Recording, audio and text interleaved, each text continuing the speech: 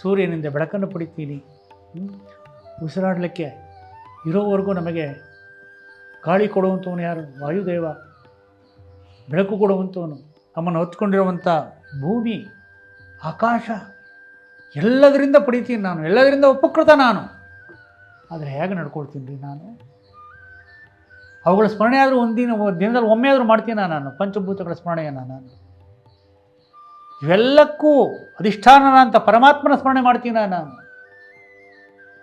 ಭಗವಂತನ ಸ್ಮರಣೆ ಮಾಡ್ತೀನ ನಾನು? ಯಾವುದೇ ರೀತಿಯಲ್ಲಿ ಸ್ಮರಣೆಯನ್ನು ಮಾಡು, ನೀ ಯಾವುದೇ ರೀತಿಯಲ್ಲಾದರೂ ಕೂಡ ನಮಸ್ಕಾರ ಮಾಡು, ಸ್ತೋತ್ರ ಹೇಳು, ಮನಸ್ಸಲ್ಲಿ ಪ್ರಾರ್ಥನೆಯನ್ನು ಮಾಡು, ಸಂಧ್ಯಾವಂದನೆ ಮಾಡು, ಯಾವುದಾದ್ರೂ ಒಂದು ಕ್ರಮದಲ್ಲಿ ಸ್ಮರಣೆ ನಾನು ಮಾಡ್ತಾ ಇದ್ದೀನ.